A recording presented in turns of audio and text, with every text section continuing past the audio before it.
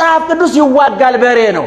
ሊቃውንትክን ከትፈው ክትፎ አድርገውታል። እንድንበላው እንድንጠጣው አድርገውናል። በእውነት እነሱን የሰጠን እግዚአብሔር ይክበር ይመስገን። ክርስትና ከንጹህ ቤተ መንግስት ይልቅ ቆሻሻ በረት ይስማማዋል። ከተሽከርካሪ ወንበር ይልቅ ሻካራ መስቀል ይስማማዋል። ከውስኪና ከድራፍት ይልቅ ኮምጣጤና ሐሞት ያጸነዋል። ከብራስሌትና ከቀለበት ይልቅ ችንካር ያጸነዋል። ከድራፍት ይልቅ ጅራፍ ያጸነዋል። ከኛ በፊት የነበሩ ሰዎች ስጋ ለባሾች ናቸው። እንደሚርበን ይርባቸዋል፣ እንደሚጠማን ይጠማቸዋል፣ እንደምንመኝ ይመኛሉ። እንደኛው እናመንዝር ቢሉ የሚያመነዝሩበት አካል አላቸው። እንብላ ቢሉ ሆድ አላቸው። እንስገብገብ ቢሉ የሚስገበገብ አይምሮ አላቸው። ሁሉ ግምጃው፣ አውራጃው፣ ሹመቱ፣ ሽልማቱ፣ ምብሉ፣ መጠጡ፣ ወርቁ፣ ብሩ አላሳሳቸውም። እንደኛ ምድራውያን ሲሆኑ ስጋውያን ሲሆኑ እንደኛው ውሱኖች ሲሆኑ እንደ መላእክት በኑሯቸው መላእክትን መሰሉ። ዳባ ለብሰው ጫካ ጥሰው ጸባጋንንትን ታግሰው በመስቀል ላይ የዋለላቸው ውለታ ገብቷቸው ችንካሩ አሟቸው ቁስሉ ጠዝጥዟቸው ጅራፉ ተሰምቷቸው ሐሞት ኮምጣጤው አንገሽግሿቸው የሞተላቸው ገብቷቸው እንደኛ ዓለምን አራግፈው ከነዝክንትሉ ከነቆሻሻው ልብን ከነምኞቱ ዓይንን ከነአምሮቱ አራግፈው ጥለው በሕይወታቸው መላእክትን መሰሉ። ካህናትና መነኮሳት በተለያየ አቅጣጫ የገባን እግዚአብሔር የታገሰ ሌቦች ነን። አንነቃቀፍ። መነኮሳቱ ከከተማ ወጥተው አንተ ምን ልትሰራ ነው? ቄሱ እያለማ ነው። ቄሱ ምን እየሰራ ነው? ወንጀሉ ኃጢአቱ የጋራ ነው። አበበ ከበደ የሚባል የለም። እናባም በእውነቱ ለቆባችሁ ክብር ተጠንቀቁ፣ ለቀሚሳችሁ ተጠንቀቁ፣ ለመስቀላችሁ ተጠበቁ። መርጣችሁ ብሉ፣ መርጣችሁ ጠጡ፣ እንዲሁ መርጣችሁ ተናገሩ። ሁሉ ቦታ አትገኙ።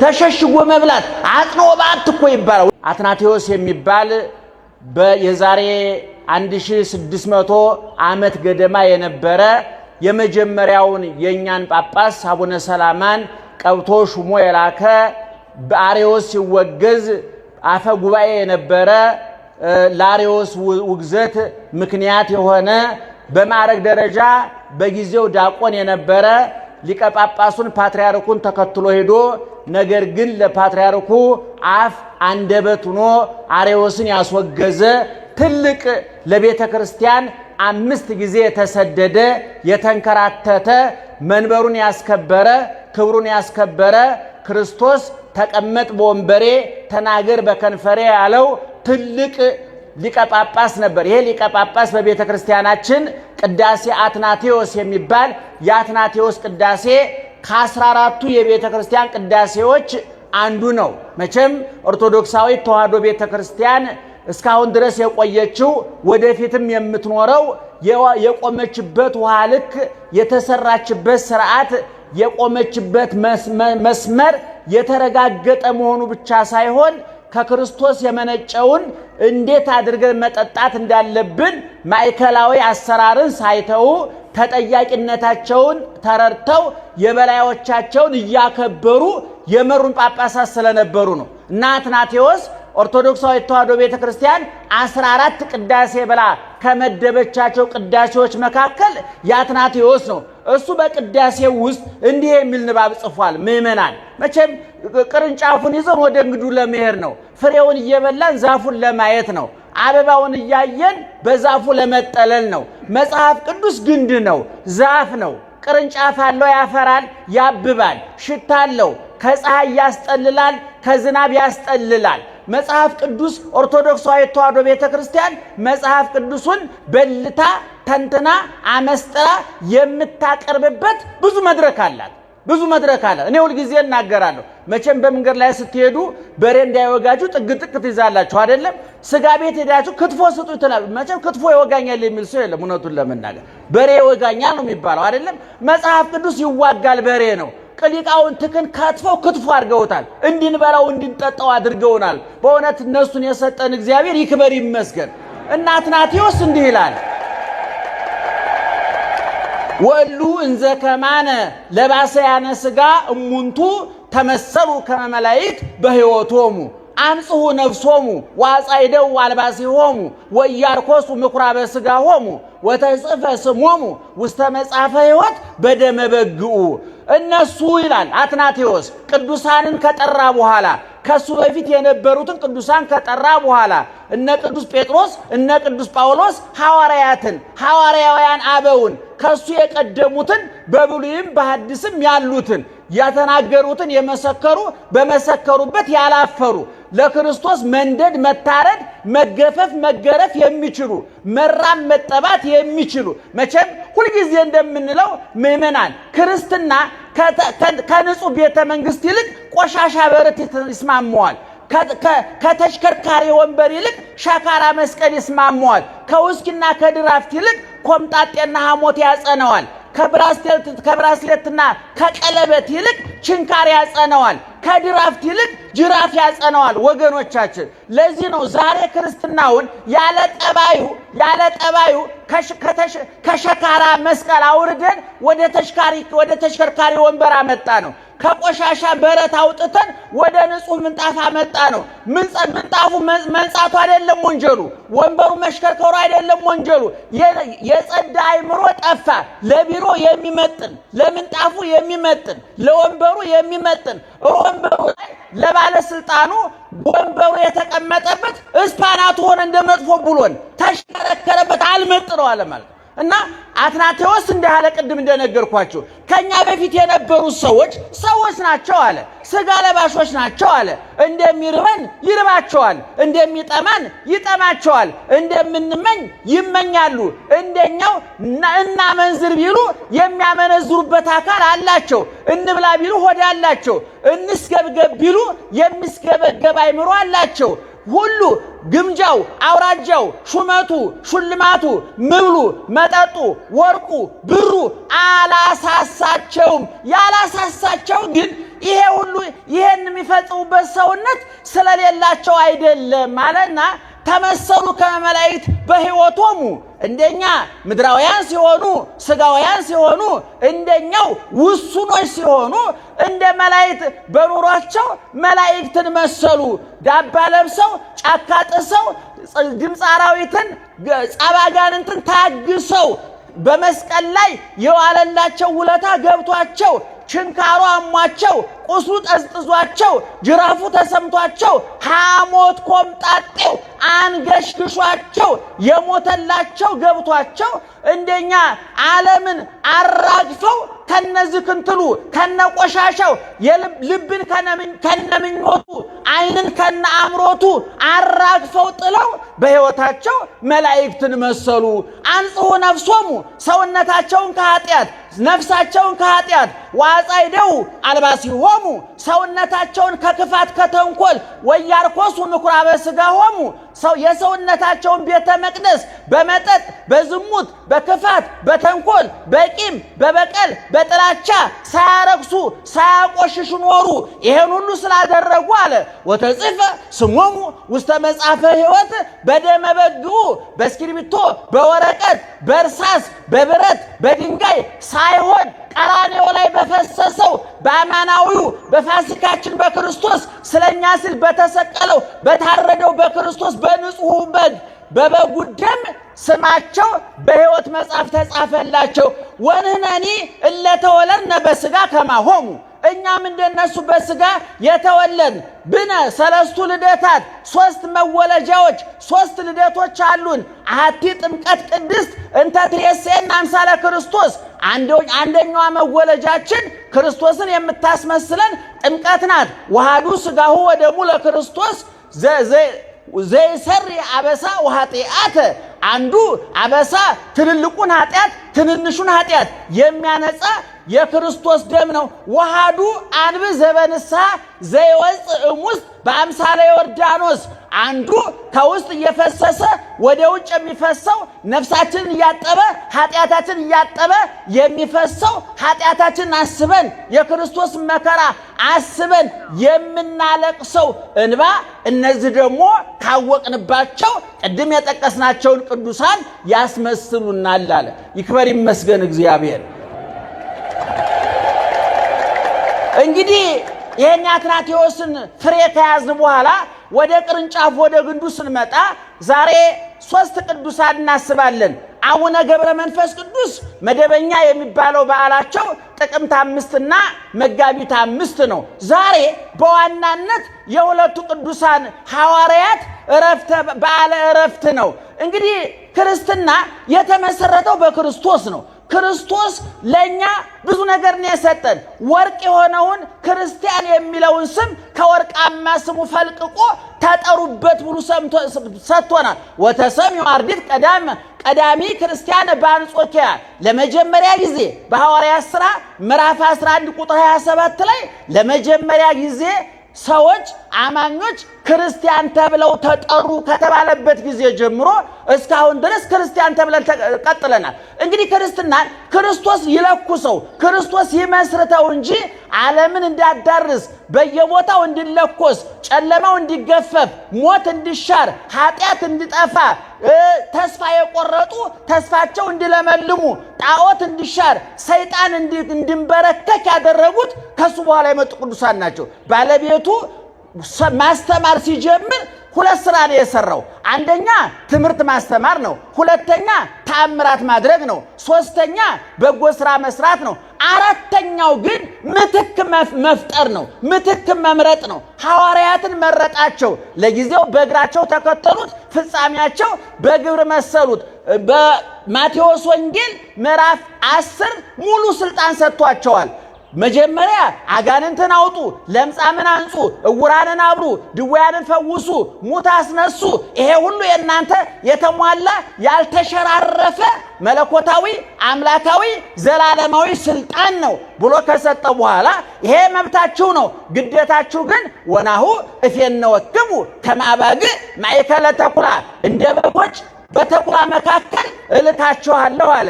እናንተ በጎች ናችሁ፣ ተኩላ ይመጣባችኋል። ፍየሎች ናችሁ፣ ነብር ይመጣባችኋል። አልሚዎች ናችሁ፣ አጥፊ ይመጣባችኋል። ቀዳሾች ናችሁ፣ ሰውነታችሁን የሚያነድ የሚያቃጥል ይመጣባችኋል። እኔ ዓለምን እንደለወጥኩት እንዳሸነፍኩት ድል እንደነሳሁት እንዳንበረከኩት ሁሉ እናንተም በርቱ፣ ጠንክሩ፣ ታሸንፋላችሁ ብሎ እግዚአብሔር መርጧቸዋል። ሲመርጣቸው አስቀድሞ ነግሯቸዋል። ክርስትና ምእመናን በደስታ በሐዘን የተጠቀለለ ደስታ ነው። በረሃብ የተጠቀለለ ጥጋብ ነው። በጥላቻ የተጠቀለለ ፍቅር ነው። በመከራ የተጠቀለለ ዘላለማዊ ደስታ ነው። ከጾም ቀጥሎ ፋሲካ አለ። ከሞት ቀጥሎ ሕይወት አለ። ከመቃብር ቀጥሎ ትንሣኤ አለ። ይሄ ዝክንትላም ቆሻሻ ርካሽና ስግብግቡ ዓለም ሲያልፍ አዲስ ዓለም ይመጣል።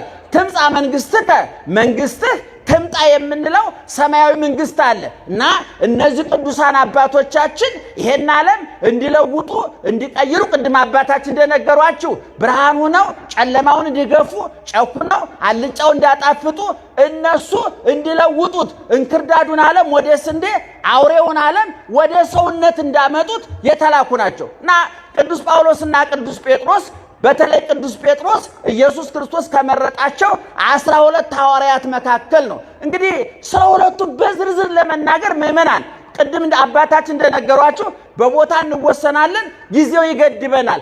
ነገር ግን ውጥር ምጥና አድርገን እነሱን መስታወት አድርገን ራሳችን እንድናይ እነሱን መነጽር አድርገን ዓለማችን እንድንቃኝ ትንሽ ታሪካቸውን እንንገራችሁ። ቅዱስ ጴጥሮስ ከ12ቱ ሐዋርያት አንዱ ነው። በመጀመሪያ ከተመረጡት መካከልም አንዱ ነው እና ቅዱስ ጴጥሮስ የዋህ፣ ፈጣን፣ ቅን፣ ደግ ሁልጊዜ ለመናገር ወደ ኋላ እማይል ወድቆ መነሳትን የሚያውቅበት ረክሶ መቀደስን የሚያውቅበት ስቶ መመለስን የሚያውቅበት ሐዋርያ ነው። ብዙ ጊዜ ይጠይቃል፣ ብዙ ጊዜ አስተያየት ይሰጣል። የሚሰጠው አስተያየት ግን አንዳንድ ጊዜ ስህተት ይገኝበታል። ስህተቱ ግን ከቅንነት የመነጨ ነው፣ ከየዋህነት የመነጨ ነው፣ ከፈሪሃ እግዚአብሔር የመነጨ ነው። 3 ዓመት ከ3 ወር ሲማሩ አንድ ቀን ይሁዳ ተናገረ ተብሎ አይታወቅም። የተናገረው መጨረሻ ላይ ነው። ያናገረውም ግንዛቤ ሳይሆን ገንዘብ ነው፣ ምስጢር ሳይሆን ብር ነው ያናገረው። ይገርማቸዋል። እንደው ይሄ ሽቶ ከሚባክን ለምንድን ይሄን ቀን ሲተነፍስ የሰማ ነው። አንዳንድ ጊዜ ክላስ አንዳንድ ተማሪዎች አሉ 5-6 ዓመት ተለጉመው ኋላ ተንኮል ሲመጣ አፋቸው የሚፈታ ነው። ለመኖራቸው እንኳን ማናውቃቸው በኋላ ግን ጠብቀው እንደሞ የሚፈነዱ አራዊት የሚሆኑ ተማሪዎች በየጉባኤው ይኖራሉ። እና ይሁዳ 3 ዓመት ከ3 ወር ምን እንደተናገረ የተጻፈለት የለም። ቅዱስ ጴጥሮስ ግን ብዙ ቦታ ተናግሯል። 1-2 ብለን ለመናገር ጊዜው ቢያጥረንም፣ ነገር ግን ቅዱስ ጴጥሮስ በየዋህነቱ ልቡን አንብቦለታል እግዚአብሔር። መቼም እግዚአብሔር ልብ ያነበ እኔ አንድ አባት የተናገሩት አረሳም። ሰውየው አሰብ ታውቃላችሁ፣ ሀገራችን ትልቅ በረሃ ነው እና እዛ ሰውየው ውሃ ጥም አቃጥሎታል፣ እርር ትክን ብሏልና ሴትዮዋ ውሃ ትሰጠዋለች፣ ቀዝቃዛ ውሃ። በኋላ ሲመርቅ ምን አለ? እንደዚህ የቀዘቀዘ ትዳር ይስጥሻል። አያችሁ አሁን መቼም ይረግማል ሆናችሁም ታውቃላችሁ። በዛ ተቃጥሎ ውሃ ሰጥተው ሊረግማት አይችልም። እና ሴትዮዋ ደግ ስለነበረች ምን ብላ ተረጎመችለት? እንዳፍህ ሳይሆን እንደ ልብ ያድርግልኝ አለች ይባላል።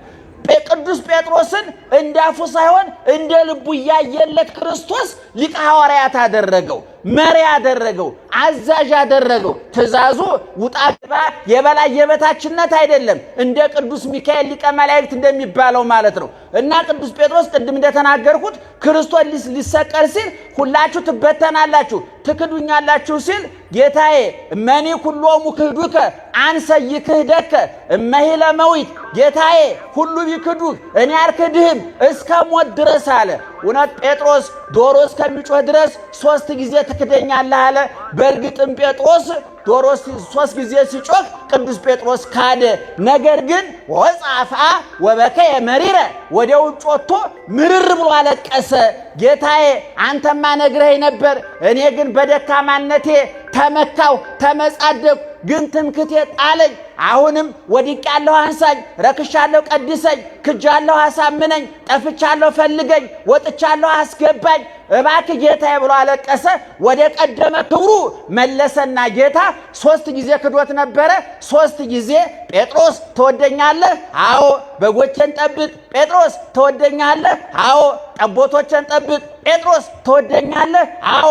ግልገሎቼን ጠብቅ ብሎ በጎቹ ምእመናን እናት አባቶች፣ ጠቦቶቹ ወጣቶች፣ ግልገሎቹ ሕፃናት፣ በአጠቃላይ በፈጠርኩት ሰው ሁሉ ላይ የተሟላ ስልጣን ሰጥቻለሁ።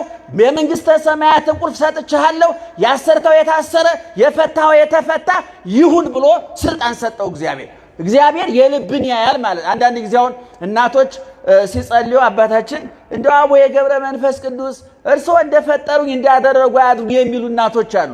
እግዚአብሔር ሞኝ አይደለም፣ አፋቸውን ተከትሎ አይቀጣቸውም።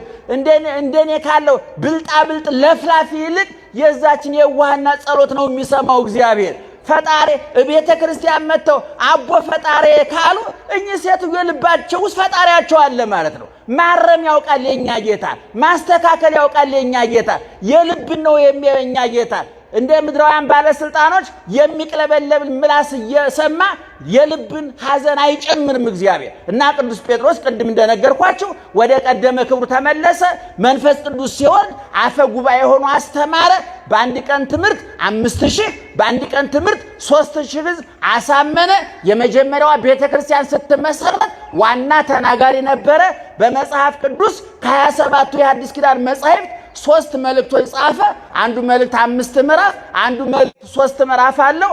መልእክቶቹ ጠጣር አይደሉም፣ ቀለል ያሉ ማህበራዊ ህይወት ላይ የተመሰረቱ ትዳራችን እንዴት እንምራ፣ ህይወታችን እንዴት እንምራ፣ ፈተናው እንዴት እንቋቋመው፣ ወደ ክርስቶስ እንዴት እንሂድ የሚሉ ቀለል ያሉ ሐሳብ ያለባቸው 3 ምዕራፎች ጻፈ። መጨረሻ ላይ በሮሜ ቁልቁል ተሰቅሎ ሞተ በዛሬ ቀን። ምክንያቱም ቅዱስ ጴጥሮስ መከራው ጸንቶበት ከሮሜ ከተማ ሲወጣ ኢየሱስ ክርስቶስን መስቀል ተሸክሞ ሲሄድ አገኘው። ወዴት እየሄድክ ነው? ወደ ከተማ። ምን ልታደርግ? ልሰቀል። አንተን ፈራህ፣ ታዲያ ምን ላድርግ አለ። ጌታዬ ይቅር በለኝ። እንደውም መልሶ ወደ ከተማው ገብቶ ስቀሉኝ፣ እኔ እንደ ጌታዬ በትክክል መሰቀል አይገባኝም፣ ዘቅዝቃችሁ ስቀሉኝ ብሎ በዛሬው ዕለት ተዘቅዝቆ ተሰቅሎ የተሞሸረበት ቀን ነው። የሱ ጌታ ቀራንዮ ላይ በሐሞት በችንካር በጅራፍ በኮምጣጤ በጥፊ በምራቅ በሾህ አክሊል በመከራ እንደተሞሸረው ቤተክርስቲያንን እንደሞሸራት ቆስሎ እንደፈወሰን፣ ተጠምቶ እንዳጠጣን፣ ተርቦ እንዳጠገበን፣ ተቸንክሮ ከኃጢአት ችካር እንደፈታን፣ ሐሞት ኮምጣጤ ጠጥቶ የሕይወት ውሃ እንዳጠጣን፣ አሁን ደግሞ ቅዱስ ጴጥሮስ በሮሜ ከተማ ላይ ቁልቁል ተሰቅሎ ቁልቁል ያሽቆለቆለውን ዓለም ወደ ቀደመ ቦታው ለመመለስ የራሱን ድርሻ ተወጣ። ስለዚህ ኦርቶዶክሳዊ ተዋሕዶ ቤተክርስቲያን ክርስቶስን መስሎ ክርስቶስን አህሎ ክርስቶስ በሄደበት መንገድ ሄዶ ቁልቁል የተሰቀለውን ቅዱስ ጴጥሮስ ቀና አድርጋ ዛሬ ክብሯ ብርሃናተ ዓለም ብላ የክብር ስልጣን ሰጣ።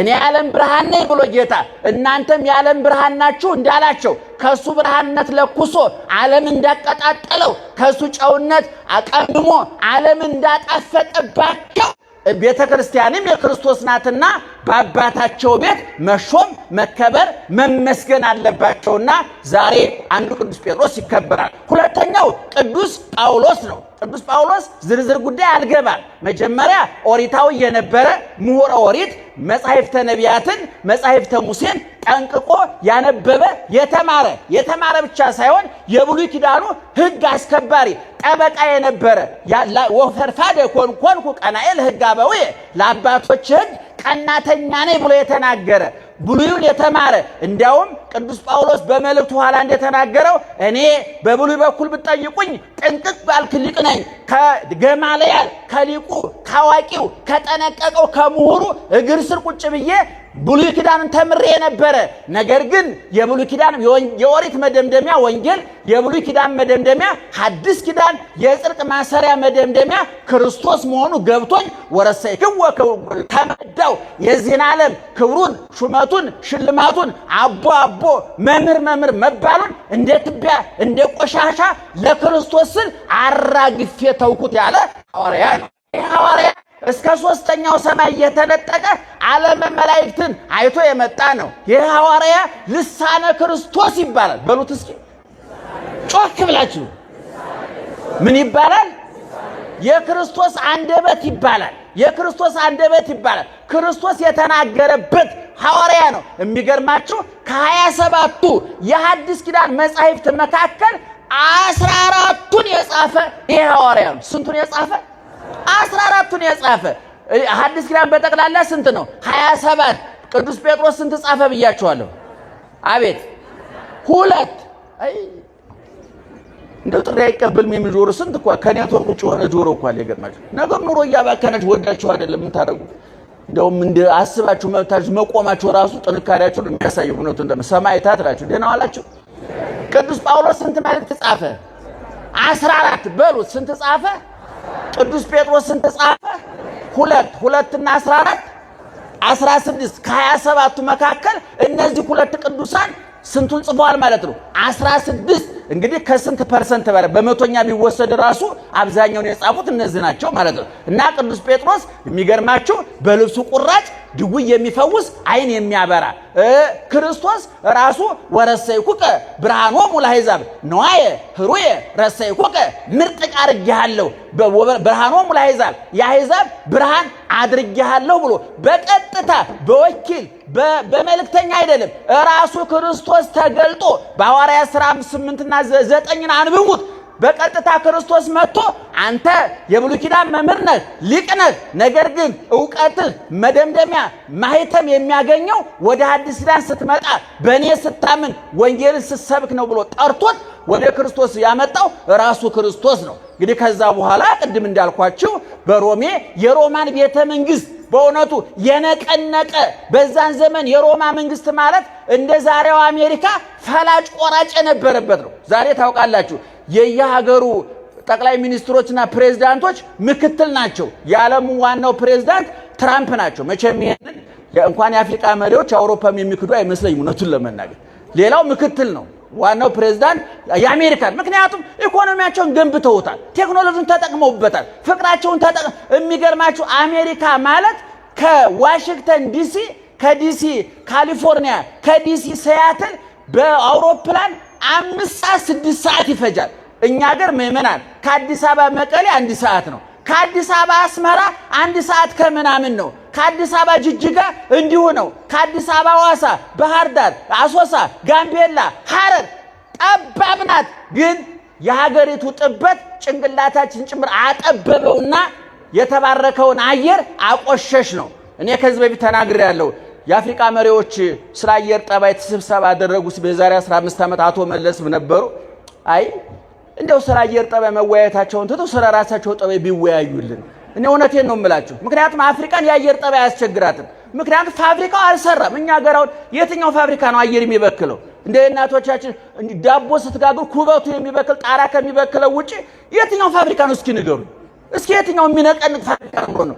እነቻ ዓለምን ይሄ ኦዞን የሚባል አለ ብለዋል። የሚሸነቆር ነገር አለ ብለዋል። ያናቅም ዝርዝሩን መቼም የተቀመጠ ሰው ከቆመ ሰው ነው መረጃ የሚሰበስበውና እኛ ቁጭ ስላን ፈረንጆቹ ናቸው ሁሉን ነገር ጨረቃ ወጣን አሉን። አወጣቸዋል። ከምን አማራጭ አለን? ምክንያቱም የተኛ ሰው መረጃ የለው፣ ያንቀላፋ ሰው መረጃ የለው። ስለዚህ ምዕመናን ያችን ሰፊዋን አሜሪካ በስፋቷ ልክ ጭንቅላታቸውን አስፍተው በስፋቷ ልክ አመለካከታቸውን አስፍተው ተግባብተው ተደማምጠው የሚገርማቸው ከኢትዮጵያ የሄዱ ስንት ምሁራን በአሜሪካ መስሪያ ቤቶች ተከብረው ይኖራሉ። በየፋብሪካው በየሳይንስ ምርምር ጣቢያው ስንት ዶክተሮች አሉ። ይገርማቸዋል። ምክንያቱም አሜሪካኖቹ የሌላውን ጥሬ ዕቃ ብቻ አይደለም ጥሬ ጭንቅላት ይወስዳሉ። ይገርማቸዋል። ጥሬ ዕቃ ብቻ እንዳይመስላችሁ ቡናውን ይወስዳሉ። እንደገና ደግሞ ቡና ጠጥተው ተምረው የሄዱ አፍሪካውያን ደግሞ አብዛኞቹ የአፍሪካ ዶክተሮች፣ ፕሮፌሰሮች፣ ኢንጂነሮች፣ ፓይለቶች የኢትዮጵያ ብቻ እንዳይመስል የአፍሪካ የእስያ በጠቅላላ ወደ አሜሪካ ይጎርፋሉ። ምክንያቱም የሥራ ነፃነት አለ። ከየት መጣህ? ምን እየሰራ ነው? አሜሪካ የአሜሪካ ንግስት አነካችሁ ድረስ ማበድ መብታችሁ፣ ሰይጣንን ማምለክ መብታችሁ፣ ምንም ነገር ማለት ግን የተሰመረች ቀይ መስመር ያቺ ቀይ መስመር እና ዙሮ ለማለት የፈለኩት ምንድነው እነዚህ ቅዱስ ጳውሎስ የሮማን ቤተ መንግስት ሰይፍ የለውም፣ መሳሪያ የለውም፣ ጠመንጃ የለውም፣ ሚሳኤል የለውም። የክርስቶስ ቃል የእግዚአብሔር ቃል ከሰይፍ የእግዚአብሔር ቃል ከቦምብ ከሚሳኤል ይበልጣል፣ ከኒኩሌር ይበልጣል። እግዚአብሔር ሲቆጣ ሁሉንም ነገር ኒኩሌር ማድረግ ይችላል። እግዚአብሔር ሲታረቅ ደግሞ ሁሉንም ነገር ዳቦ ማድረግ ይችላል እግዚአብሔር። እና ቅዱስ ጳውሎስ ወደ ሮማ ቤተ መንግስት ገብቶ ሰበከው፣ ለወጠው። የሚገርማችሁ በሐዋርያት ሥራ ምዕራፍ 17ን ስታነቡ አሬዮስፋጎስ የሚባል የግሪክ ፈላስፎች የሚሰበሰቡበት ሐሳብ የሚፈስበት ጥበብ የሚፈስበት ንግግር የሚፈስበት ቦታ ነበር። እዛ ቦታ ገብቶ ቅዱስ ጳውሎስ የግሪክን ፍልስፍና በክርስትና አጠመቀው።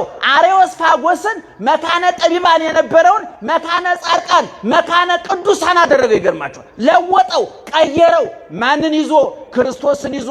ማንን ይዞ? ወንጌልን ይዞ። ማንን ይዞ? ቅድስናን ይዞ። ማንን ይዞ? እምነትን ይዞ።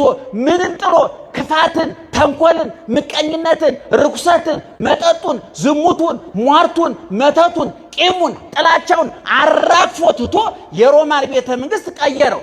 ዛሬ ቱርክ የሚባለው ሀገር በጠቅላላ በየአውራጃ ወንጌል ተሰብኮበት ነበር። ክርስቲያኖች ነበሩ። እነ ቅዱስ ጳውሎስ ጫንቃውን መንጥረው የጣዖቱን ጫካ መንጥረው ወንጌል ዘርተውበት ነበር።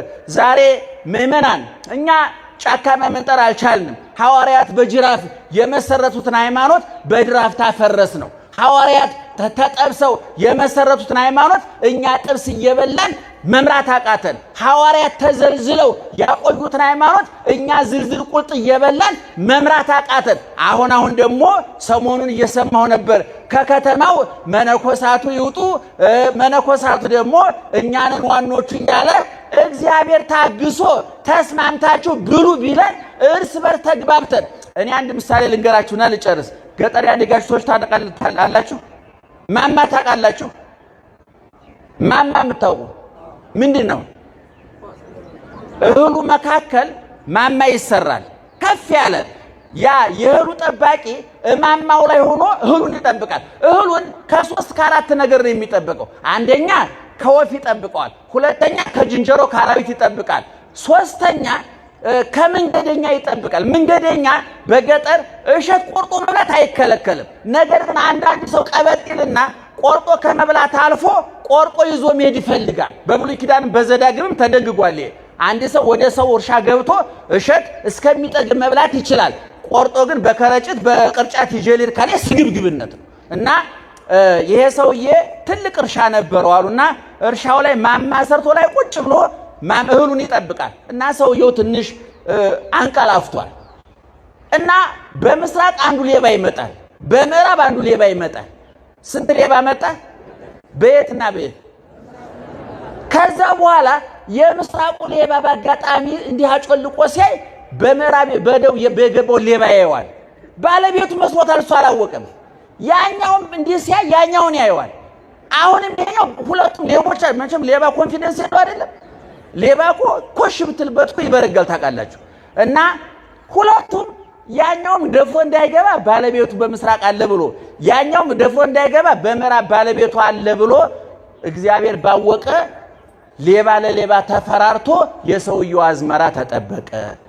እኔ ካህናትና መነኮሳት በተለያየ አቅጣጫ የገባን እግዚአብሔር የታገሰ ሌቦች ነን።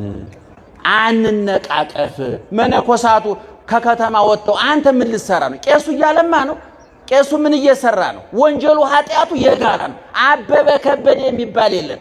እና አባም በእውነቱ ለቆባችሁ ክብር ተጠንቀቁ፣ ለቀሚሳችሁ ተጠንቀቁ፣ ለመስቀላችሁ ተጠበቁ፣ መርጣችሁ ብሉ፣ መርጣችሁ ጠጡ፣ እንዲሁ መርጣችሁ ተናገሩ፣ ሁሉ ቦታ አትገኙ።